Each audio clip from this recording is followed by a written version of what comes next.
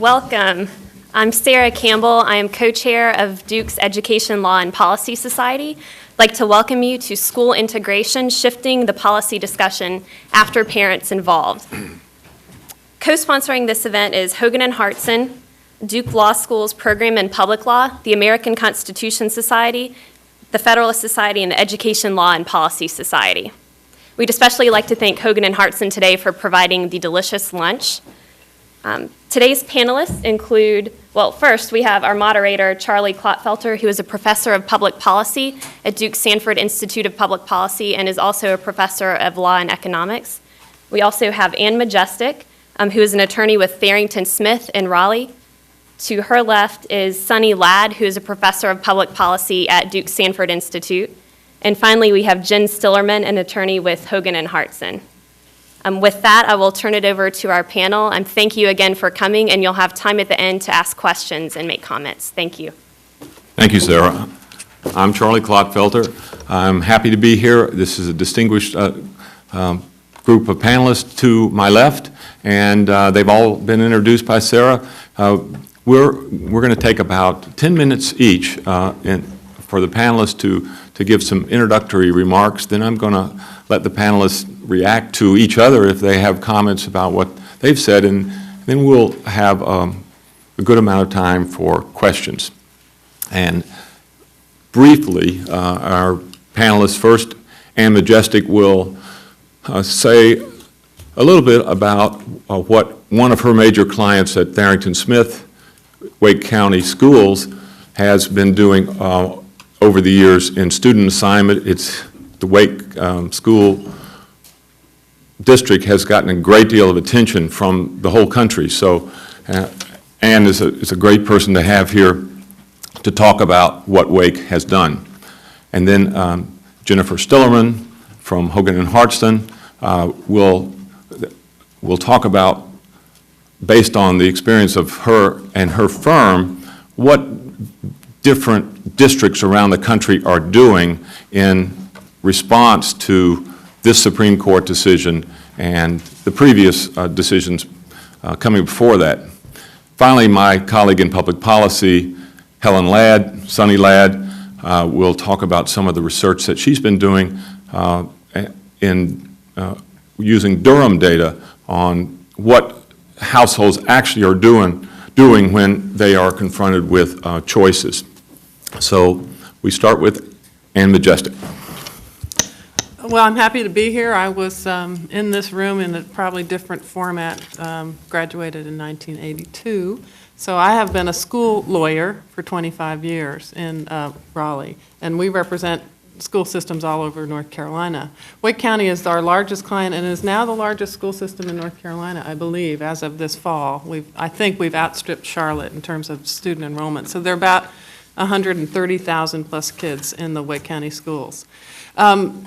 So the context here is a school system that was merged. It was a city and a county school system originally, right before desegregation, or maybe at the time of desegregation, and the school systems merged in the 70s, and they were going the path of most school systems, which is that there was white flight out of the city, and there was overpopulation in the suburbs, and the school district in the 70s committed itself to voluntary integration.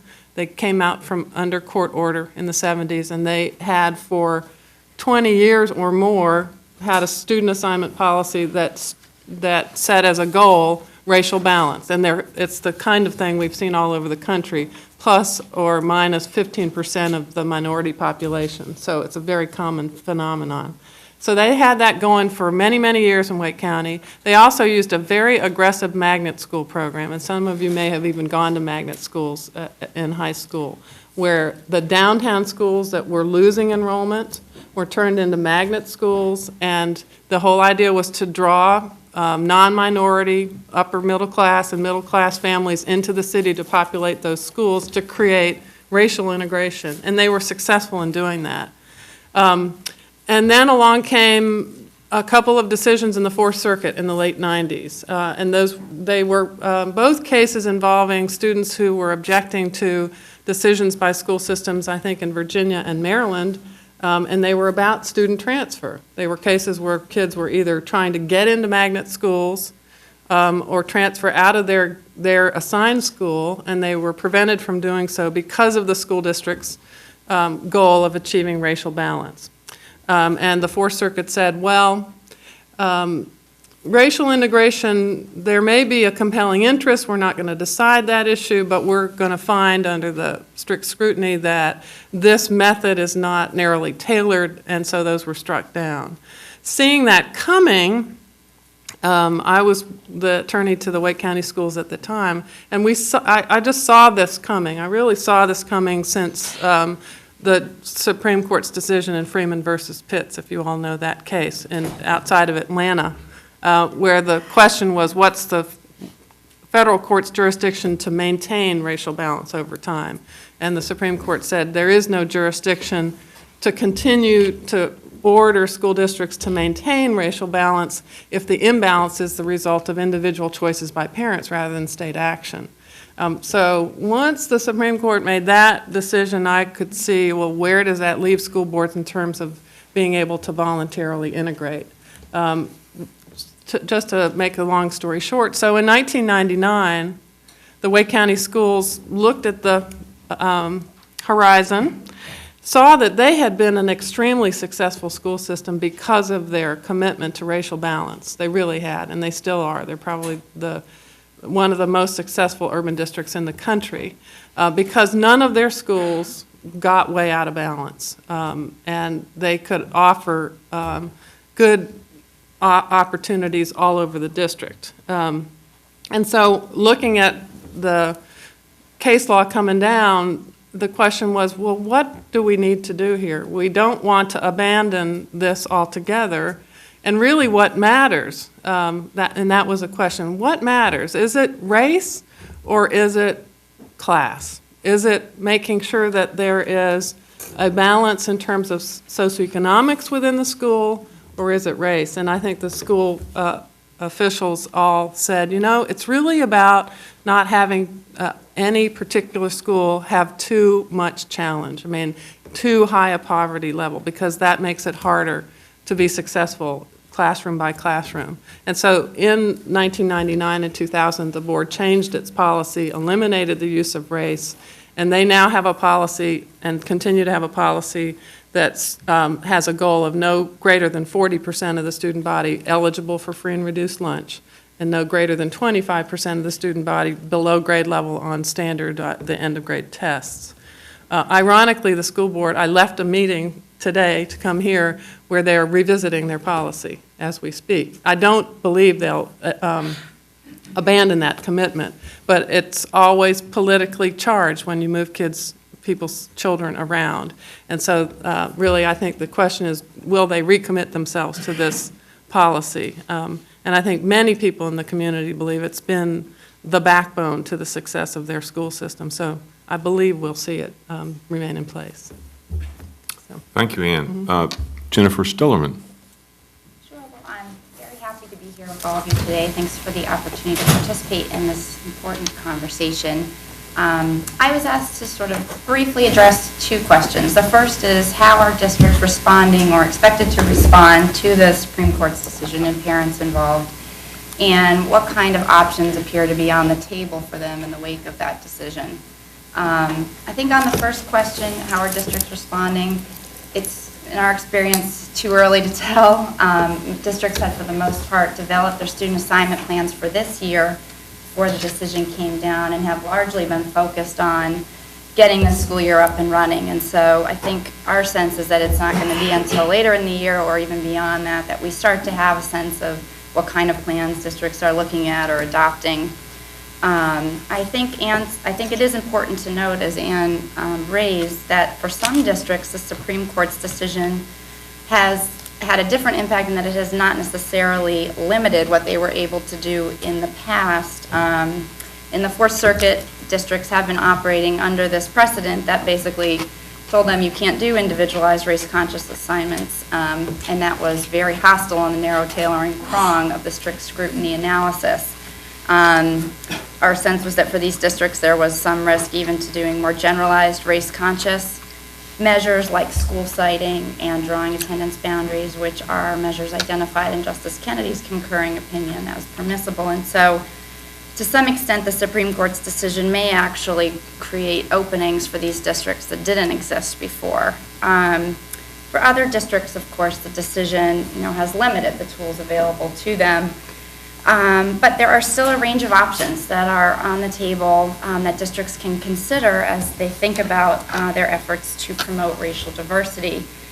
And I think how effective these various options are going to be also will take some time. We're going to need to wait and see how this plays out and which tools sort of show themselves to be more effective than others.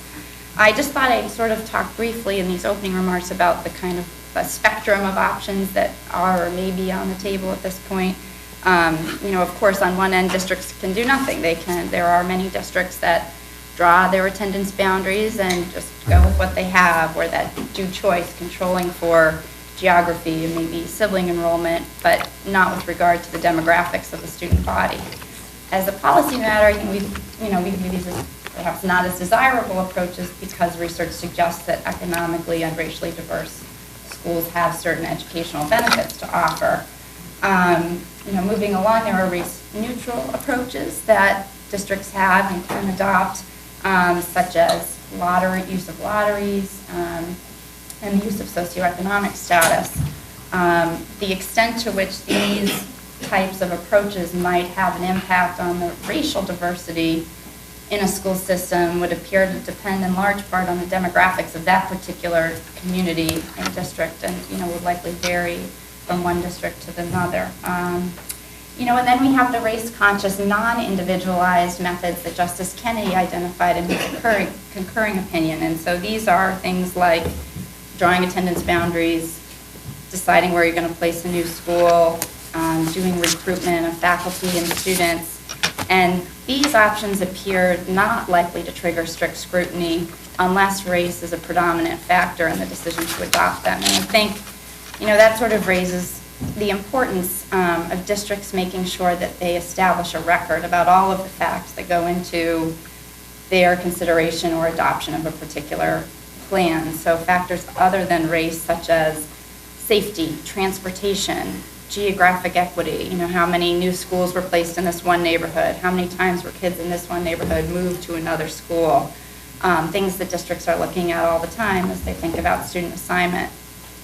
And then, of course, the million-dollar question is, what race-conscious individualized tools can districts use in the wake of parents involved? And at this point, we think it's way too early to tell. Justice Kennedy's concurring opinion left open the possibility that plans like Louisville and Seattle might satisfy constitutional requirements if they're demonstrated to be a last resort after exhausting all other options. Kennedy says other options, include facially race-neutral means, and I'm quoting now, or if necessary, a more nuanced evaluation of school needs and student characteristics that might include race as a component. And he says this latter approach would be informed by Grutter, which looked at the consideration of race in the higher ed context, though of course the criteria relevant to student placement would differ based on the age of the students, the needs of the parents, and the role of the schools. And I think, this language is very unclear and leaves, this area pretty unsettled. It's hard to figure out what Kennedy means by more nuanced evaluation of school needs and student characteristics. I think it's also hard to determine how a Grutter-like approach, maybe setting aside competitive entrance schools, would really pan out at the K through 12 level. And it's also unclear what kind of record districts are going to need to establish to show that they have exhausted other avenues. So, is it enough to run a simulation? Do you have to actually adopt and try a program and find out that it doesn't work? And I guess, just the last point I would mention is that as a policy matter, I think one of the important pieces of all of this is going to be public support, so that boards have the political will to look at various options and to think about how they and if they want to promote racial integration, and a lot of boards, aren't there yet. And boards really need to be working at talking with and selling their communities on the importance of promoting racial diversity in their schools. And so I guess with that, I'll turn it over. Thank you, Jennifer. Sunny Lab. Are we using these? Do I need to it'll have it work. this way? Why don't you try, if you say something and see if it works. Is this working? Yes, Okay. good. I'm the only aside from Charlie, the non-lawyer on the panel. I'd like to start out with two facts. One we've been talking about already. The Supreme Court, the first fact is that the Supreme Court has ruled out the use of individualized race-based considerations in student assignments. Second fact is that support for giving parents more power to choose the school that their children will attend, whether that be in the form of magnet schools, charter schools, transfers, or other types of choice programs, is strong and growing throughout the country. So the question I want to address briefly is whether the expansion of choice programs is likely to lead to more or less segregation of schools. Now, by choice programs, I'm referring to school assignment policies that give parents choice and that break the link between a child's place of residence and where that child goes to school by letting the families choose a school other than their geographically assigned school. So some people believe that choice programs can and will decrease racial segregation.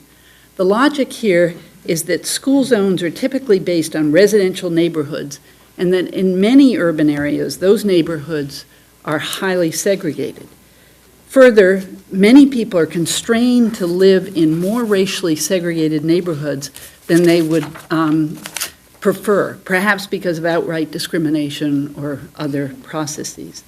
In that situation, allowing parents to choose schools outside their neighborhood of residence would permit them to choose schools that are more racially integrated than their neighborhoods, and hence racial segregation in the schools could decline.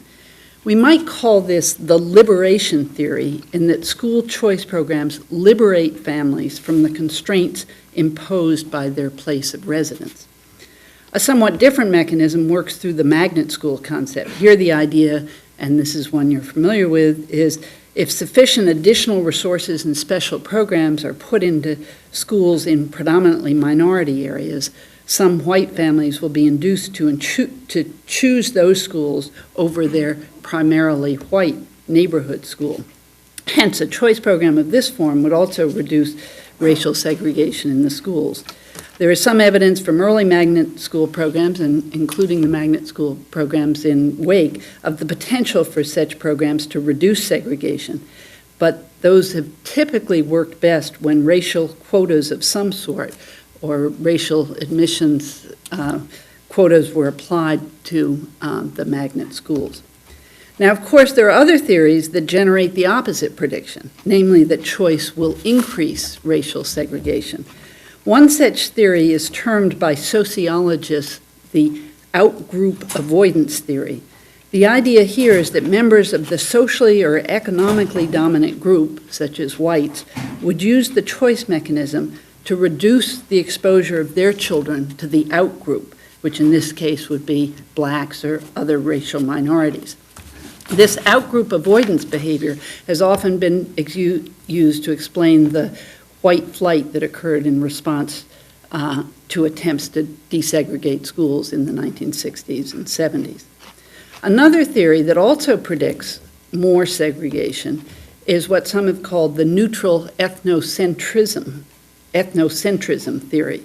According to this theory, members of both the in-group and the out-group would choose schools so as to increase the number of classmates who are similar to themselves. So there's self-segregation. As a result, the additional segregation that emerges from this mechanism would reflect not only the preferences of the dominant group, but also those of the out-group, in this case, the racial minorities. So which outcome, more segregation or less segregation, is an empirical question, one that my collaborators from the University of Connecticut and I have been looking at for students in Durham. So our strategy is to use individual data on individual students in Durham at the elementary school level, that's grades 3 through 5 for our analysis, and at the middle school level for the 2002-03 school year. About 60% of the students are Black and another 8% are Hispanic in our data. Ever since 1999, for the reasons that have already been talked about, all student assignment policies in Durham, including those related to enrollment in magnet schools, have been race-blind. Magnet school admissions decisions have been based on lottery since 1999, and hence are consistent with the new Supreme Court ruling. Durham has 21 elementary school zones and 6 middle school zones. In addition, Durham operates 8 magnet schools and 5 year-round schools, which are schools of choice, and is home to 7 charter schools, and also has a liberal transfer policy that allows parents to shift out of their, or to transfer out of their assigned school. Since we have information both on where the students live and what school they attend, we can look at the patterns of opting out of the zoned school and choosing another school. We can also compare the levels of racial isolation within schools that occur with the actual distribution of students across schools to the levels that would have occurred had all students attended their assigned school. So briefly, here are the main findings of our empirical work. First, Black students are more likely to opt out of their assigned school than are white students. Within our sample, about 45% of the Blacks opt out and 33% of the whites. And the difference is particularly marked among elementary students. So this first result seems consistent with the liberation theory, in that Blacks are likely to be the more constrained in their residential choices than are whites, and thus have stronger incentives to liberate themselves from those constraints. The second finding, among white students, those living in zones with higher percentages of Black students are more likely than others to exercise choice, a finding consistent with both the Outgroup avoidance theory and the ethnocentrism theory as it applies to white students. Third, among Black students, the evidence for the ethnocentrism theory, the self-segregation, namely that they are opting out of their assigned school to go to a school with peers more like themselves, is at best mixed. We have lots of different pieces of evidence, some of which goes in one direction, some in the other. Fourth finding, on net, any positive effects on racial integration by breaking the link between housing market constraints and choice of school for Blacks are more than offset by the negative effects of white flight and outgroup avoidance. As an aside, we also spent a lot of time in this research looking at segregation by class measured by the education level of the parents. So when we look at it by class, we find 2 to 3 times as many students make choices that increase segregation by class as make choices that decrease segregation by class. Fifth finding, in terms of the overall effects as measured by comparison to the counterfactual of all students attending their assigned school, we find that Durham's choice programs, all of them together, increase the isolation of Black students, Hispanic students, and white students, and then concomitantly decrease the exposure of Black and Hispanic students to white students. Now, I want to emphasize that these overall effects, which should be interpreted as an increase in racial segregation, are relatively small. But the key point is that unfettered choice programs do, based on this data, increase racial segregation, and that happens even at the elementary level, where we've got many more separate districts and where the supporters of the liberation theory might argue that it would decrease racial segregation. So we conclude that advocates of more racially integrated schools should not turn to choice programs in this new legal environment as a way to increase racial segregation.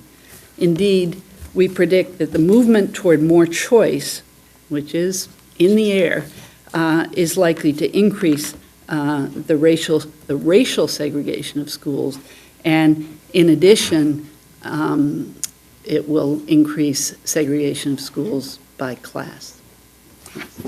Well, thank you all. Those are very interesting remarks, and I would like to give you a fact, then allow my panel members to react to what they've said, and then open it up to some questions from the floor, and I have a question as well. But the fact I wanted to give you was to compare our two largest school districts in this state.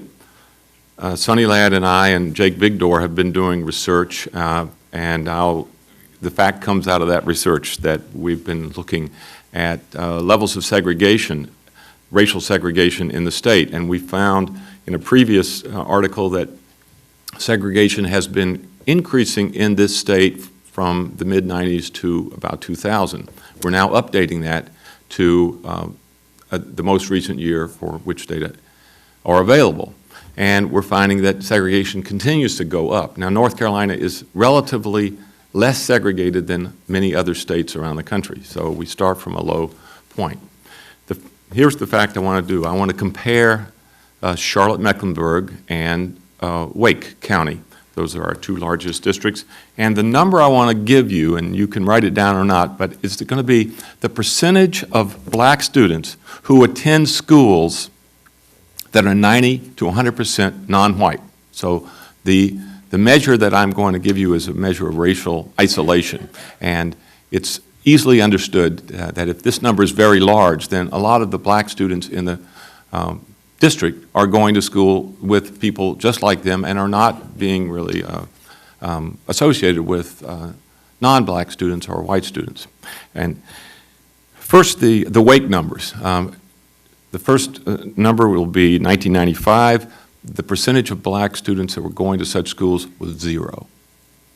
In 2001, it had crept up to 0.9%. So this is a very, there's very little of this kind of racial isolation in Wake County resulting from these kinds of policies. And by 2005, that's the most recent data, it's now 2.6%. So 2.6% of these Wake students who are black are going to schools that are 90 to 100% non-white.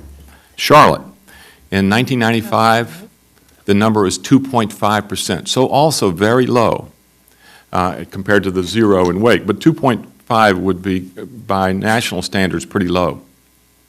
By 2001, the number had gone to 6.9%, so almost 7% of Charlotte students were going to these, of black Charlotte students were going to these racially identifiable schools. Following 2001, Charlotte changed its policy of student assignment to one of the choice models that Sonny mentioned. And this one was a policy that effectively guaranteed any white parent that their kids would be able to go to neighborhood schools if they wanted. Any parent, white or black. Any parent, white or black. But the operative fact that I'm going for here, Ann, is just that whites who had previously had seen their children perhaps bused across town might still want to do that, but would be guaranteed the chance of not having to do that if necessary.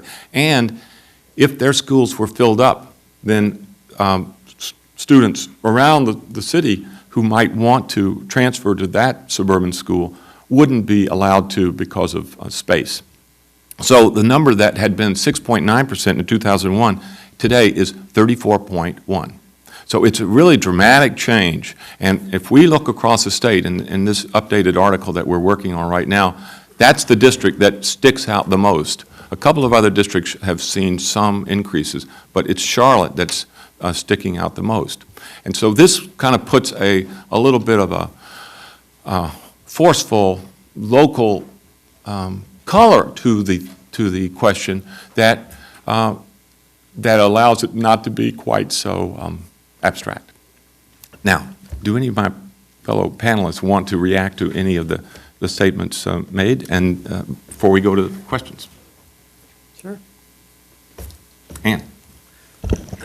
Well, I think one of the justices asked the question, I'm not sure, in one of the dissents, which is, so when a court decides you can't use race any longer, what do you have to do the next day? If you've built your system on racial balance, if you have to undo that, which is what Charlotte chose to do. I mean, the change came as a result of litigation. Many of you may know that. I mean, Charlotte was famous for the Swan case. It was the first school busing case that got so much attention. But then Charlotte got sued over its use of race in magnet school programs, right?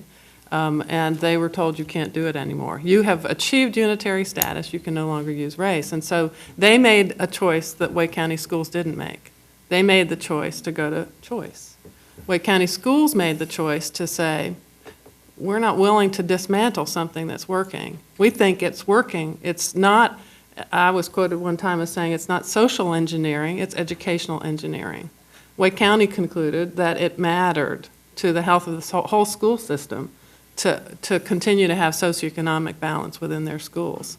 And so I think, in answer to the question of what options do school systems have, I think there are school systems all over this country who have used race in trying to achieve some kind of integration or racial balance, that if they don't use SES or something, it will dismantle. And Katie barred the door. It happens so fast. It is like Pandora. Out it goes, and then the choice has become an inalienable right here in the U.S. You know, choice trumps everything now. And so once choice is the model, you can't get it back. You cannot politically undo that. And that's what I fear. And I think Charlotte is facing a political situation where it's almost impossible to go back to the old days, because there's not a contingency for it, constituency for it. There is no subgroup in the community large enough that wants it. They want their choice. And so it continues to be a challenge for Wake County to maintain the political support for what they're doing. But it's because their school system is so successful that I think they're able to maintain it. But Seattle, Kentucky, those districts, if they don't keep their eye on something, and I just want to add one last thing. We did look at research. I mean, the decision to go to SES was based on research, and it was about educational value. And we were challenged. There was an Office for Civil Rights complaint filed against Wake County schools arguing that SES was being used as a proxy for race. And we were able to show that that was not the case. And so that, I think that's a very important thing for school districts who cannot use race if they think about it instead of about race, but about educational quality and successful schools, that they can look at other things that will, as a result, will continue to have some racial balance, but really will be geared towards something else. Wake's system of school assignment is not a choice system. I mean, parents are told which schools they have to send their children to. Except for their magnet schools. Except for the magnet, so with that one qualification. Cambridge, Massachusetts has a choice program with constraints on the choices that parents can make for their children, so that no school will be too far out of balance based on SES. It used to be race in Cambridge, Massachusetts. So the question I want to ask you, Anne, is, as you talked about it, you were comparing Wake with its student school assignment with Charlotte with its choice plan. Given your starting point that choice is in the air and people are viewing choice as a right and something that's highly valued by them, what are the options in your view, or what are the potential, and maybe this is a question for both of you, for more of these controlled choice programs where the control is by SES rather than race? I think that makes sense, and it makes sense particularly in mid-sized school districts. In a huge school system, you have transportation issues. If you're in a medium-sized school system, and it depends on your overall demographics, too. I think that matters. Wake County had sort of the perfect factors. They had just enough of this and not too much of that, and it all kind of works. But once it starts to unravel, as it has in Durham, it's when you don't have enough of this and you got too much of that, then you can't balance all the schools because those who can leave will leave when it gets too much of that. I mean, this outgroup avoidance, that's a nice sociological term. I call it the eyeball effect. When the parents go in and eyeball the school. And if it doesn't look enough like me, then I'm not sure my kids will be comfortable there. And that happens in Wake County. It happens all over the country. And so, I mean, this will work if you have just the right sort of ingredients, I think. Jen?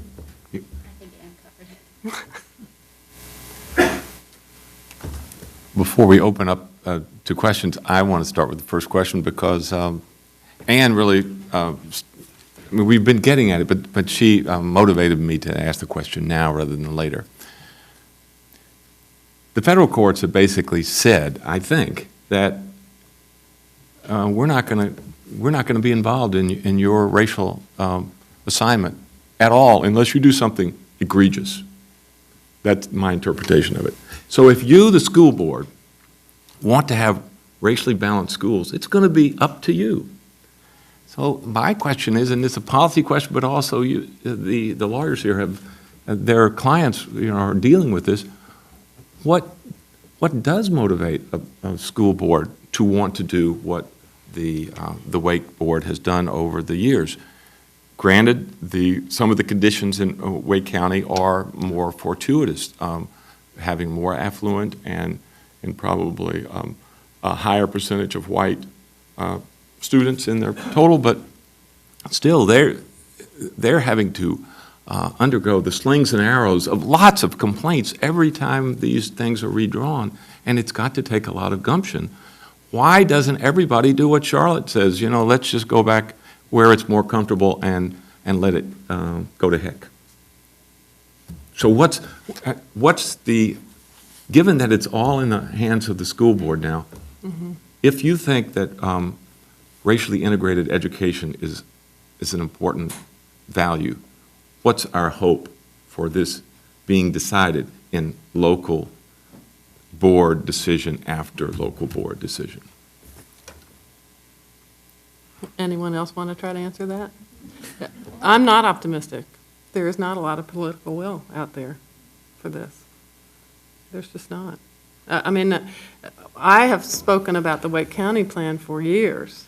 And I spoke when the Fourth Circuit decisions came down to my colleagues across North Carolina at school attorney meetings. And school boards aren't pushing for this. Like I said, there's not a constituency for it. I mean, even here in Durham, I go to Wake County board meetings and Durham school board meetings.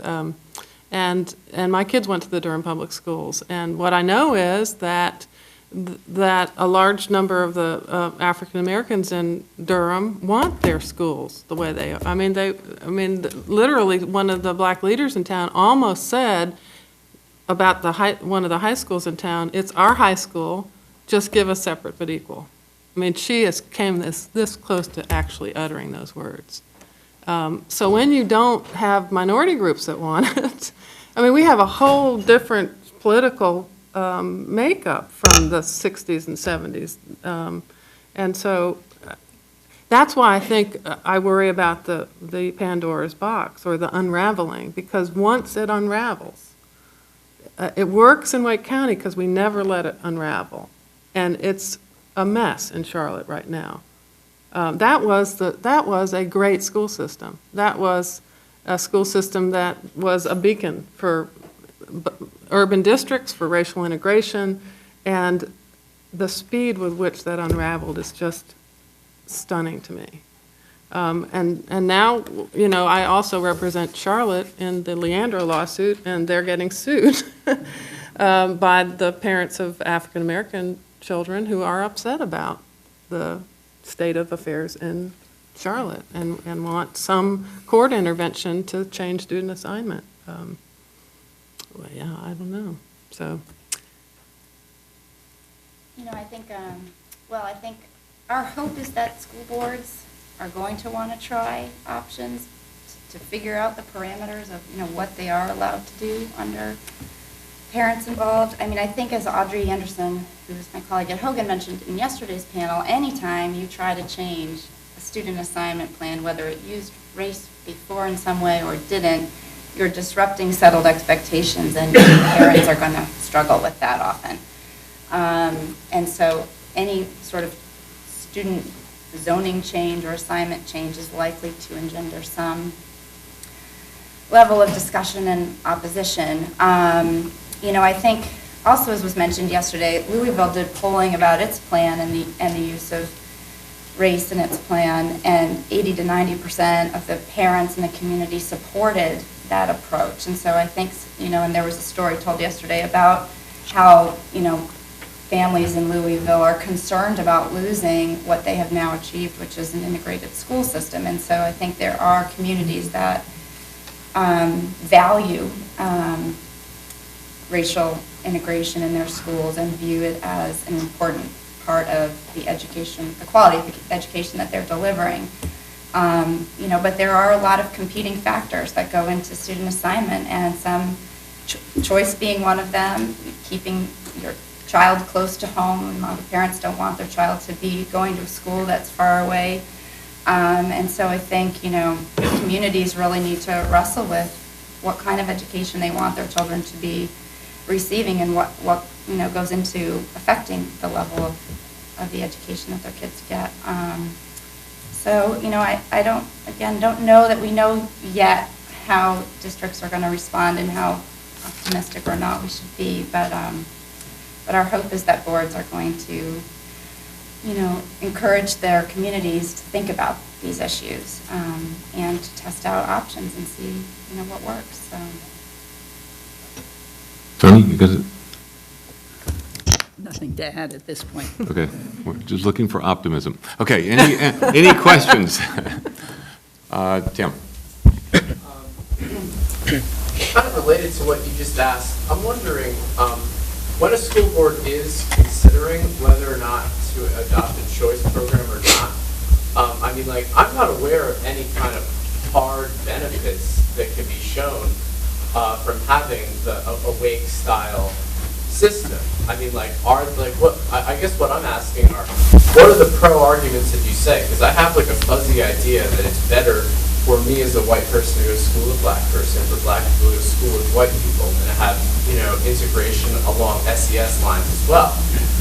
But is there, have there been studies that have shown this, or is this just an idea that I have? She's going to give you the real data. It's about being able to have successful schools. You have to rise above your interest as a parent in your one child, and that's a hard thing to do. I mean, your child and where they go to school is such a personal thing, but from a school board level, if they are interested in having a successful school system, then they don't want schools that are so challenged that they can't be successful. And what I think the social science is going to tell you is in those racially isolated schools or socioeconomically isolated schools, high poverty schools, you have less experienced teachers, you have higher teacher turnover, you have less parent involvement, you have more administrator turnover, and even in Wake County, they did a major curriculum audit that was just reported out this week, and they have the range in contributions from their PTAs in Wake County is 7,000 to 200,000. So that's just about your community support for your school. So if you let your schools become haves and have-nots, as a school board, you can't provide for them as well. So I think that's what that's about. But don't quote me because I represent Charlotte in the Leandro litigation. I think Ann answered that question just right. If you look at the social science research, there is not a lot of hard evidence that being in classrooms with students of another race, controlling for everything else, makes a huge amount of difference. I mean, different studies come up with different results, and there are some studies that show it makes a difference. But I would emphasize what Ann said. It's it's all the things that go along with having high minority schools or high poverty schools that are what we ought to care about. This issue of how teachers are distributed among schools is one that Charlie and I have spent a lot of time doing research on, and there is no doubt that schools that are high poverty or high minority have much higher teacher turnover and higher proportions of underqualified teachers or less well-qualified teachers. So what you really want to do is think about it systemically so that you can distribute the teachers in some more equitable way across the schools, and that's just very hard to do when you have racially isolated or SES isolation in particular schools. And of course, anybody here Teach for America teacher? Right. What did your school look like? All minority. Right. So we can get these really smart young people to go do it for 2 or 3 years on their way to law school. But it's too challenging. It's too exhausting. If you have a choice, you move on. You go to the less challenging classroom where you can feel like you can be successful. All of us want to be successful. So that's a market-driven outcome, certainly, it's not like the school systems purposely put inexperienced teachers in the highly challenging schools.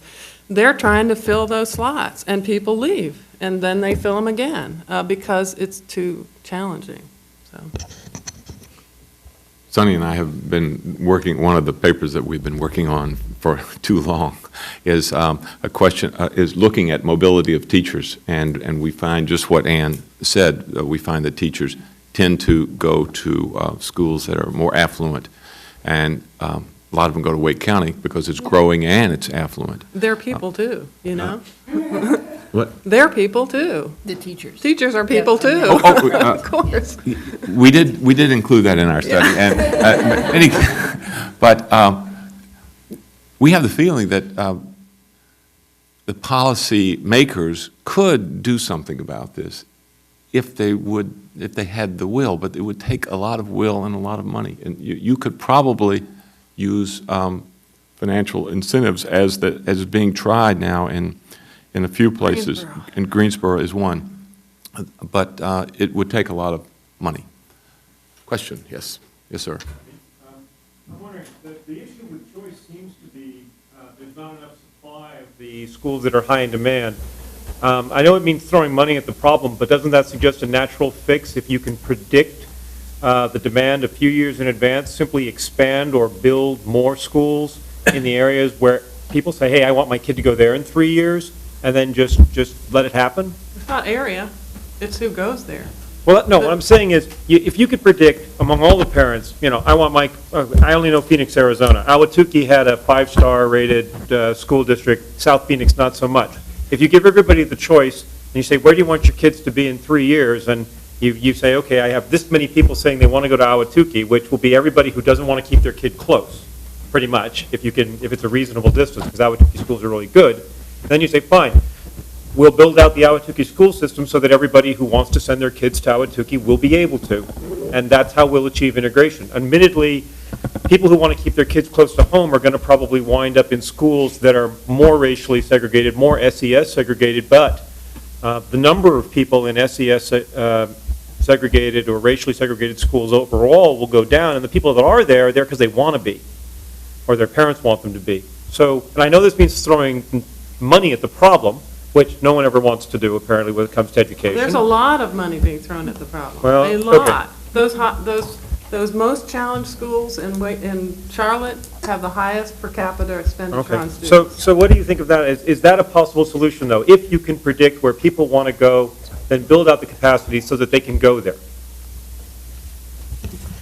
Ann answered that correctly with her first statement. It's not the location, it's who's in those schools. Well, yeah, we're talking about just making the same good schools that are there But now how do you larger. define the question is, how do you define a good school, and what is it that parents are looking for? So you can talk about quality of teachers, you can talk about programs, but the racial or socioeconomic mix of the school plays a big role. Let me say more about your question in the context of charter schools. I've done a lot of analysis of charter schools in North Carolina, and in one sense, I mean, that's consistent with your notion. If parents want schools of a particular type, under the charter school legislation, they can apply to set up a charter school. Now, there are limits in this state, so there are only 100 charter schools overall, but it's consistent with your notion. Well, let's just set up some schools that people want. So what happens there? It turns out, the way the charter school program is working in North Carolina, black students are disproportionately represented in the charter schools. You might say that's good. They're opting out of their traditional public school system and getting something that they want. But the next statement is, or the next fact is, that a lot of the charter schools that these black students end up in are 90 to 100% black. So then the question is that a problem? Well, it's racial segregation. Some people might say, well, that's not a problem because the blacks have chosen it. So it's selection to be with others. These same colleagues that I'm working with at the University of Connecticut and I have tried to do some analysis to try to figure out what it is that have motivated the choices, to try to figure out whether black parents in North Carolina, as they were choosing these very racially segregated schools, were choosing schools on purpose that were very racially segregated. And the answer that comes out of our reasonably sophisticated empirical analysis is that's not what they're looking for. In many cases, the black families are looking for schools that might be anywhere between 40 and 60% black, so balanced between black and white students. The problem is we don't end up with charter schools with those characteristics because the white charter school parents in our sample have very different preferences. Their preferred school has about 20% or less black students.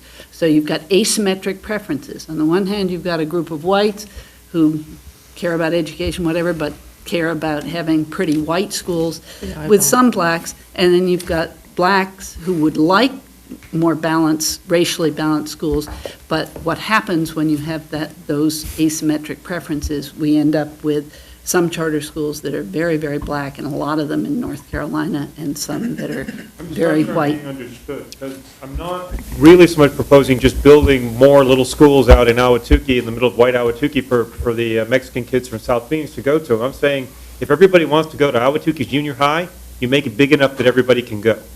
But you're not getting the point, which is, Yeah. and if all those people come, Yeah. the people who were there making it so great leave. We've got a few more questions. Let me go on, and we've got about 7 minutes. Allison Rice. No, I was really responding. Okay. As a parent in Durham Public Schools, I've seen exactly that phenomenon. And parents don't care, white parents don't care about how close the school is. They care about how many non-white kids are in the school. And it's that is the overriding decision maker, sad to say. And a school can change very quickly once the number of non-white faces in a school gets to a certain point. It's a cruel, I've been looking, dealing with this for so many years, and I hate to say this about us, most of us in this room, which is whites will not be in the minority. They will leave. They will not stay in the minority. I mean, we're not accustomed, it's not part of our makeup. We are the majority. We will stay the majority, and because we can choose, we will leave an environment where we're not.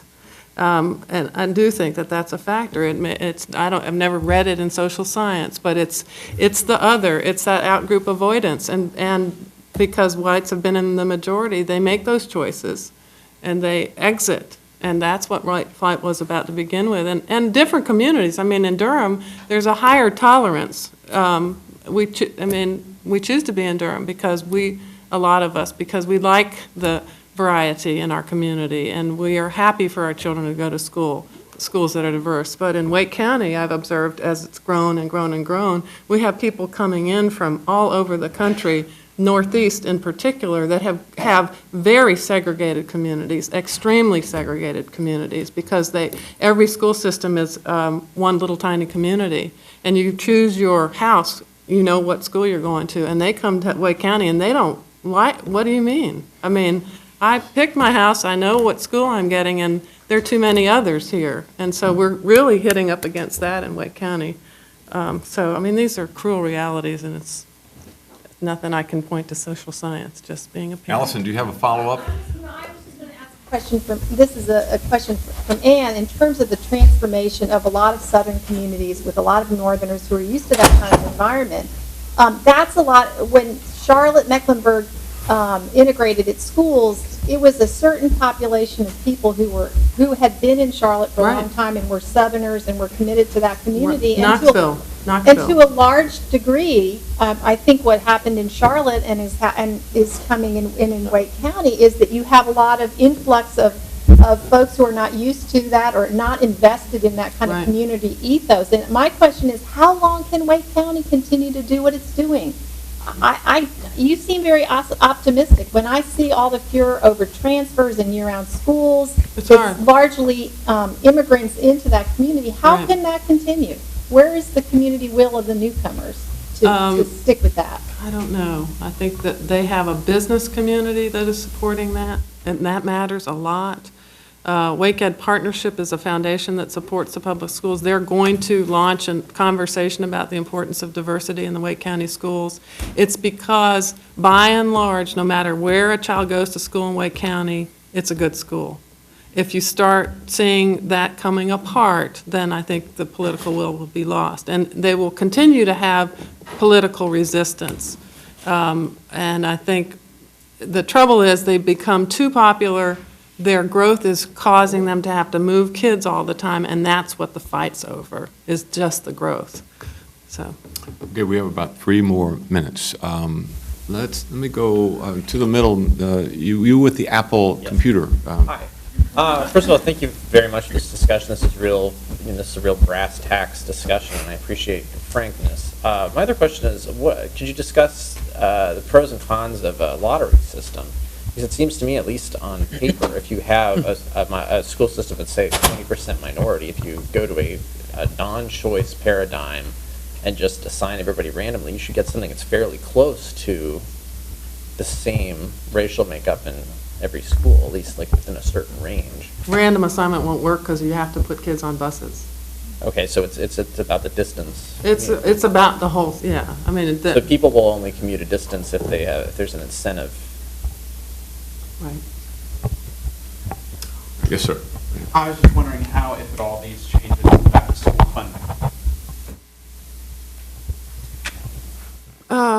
Well, you got to have community support for your funding. In Charlotte, the impact on school funding is that they're having to get extra money to try to help the failing schools. You lose your political support over time often because the taxpayers aren't so interested in that. So the issue of funding is a big debate in North Carolina right now. And what is it going to take to turn the failing schools across North Carolina around? It's the subject of 12 years of litigation. Okay, we got a couple more minutes.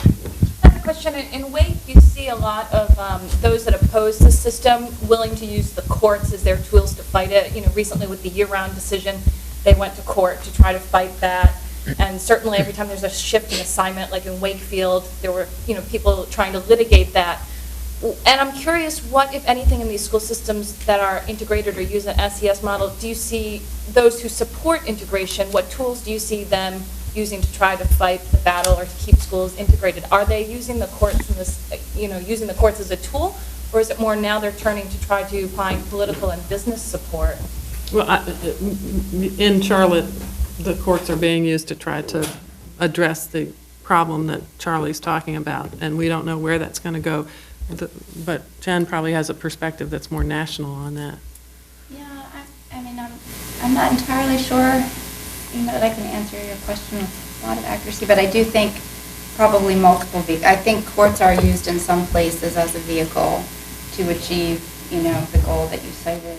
And I think in a lot of places, political efforts are undertaken to persuade in the hopes that, litigation is avoided.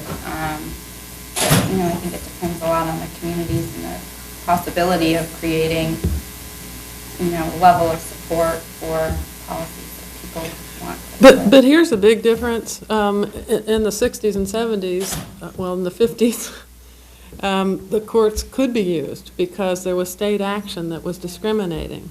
So now, how can the courts be used to force school boards to do something voluntarily that, you can't use race? And so the board really has the discretion. And of course, I'm defending school systems that are making completely different choices, Wake County and Charlotte.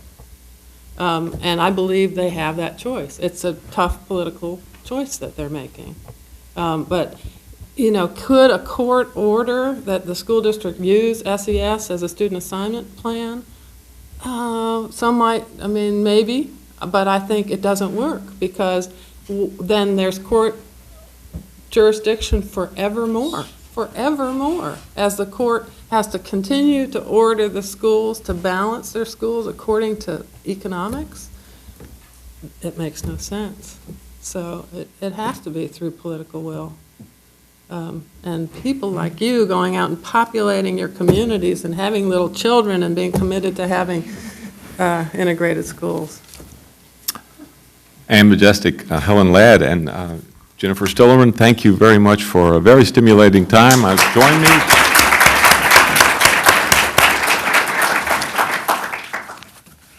Thanks for having us.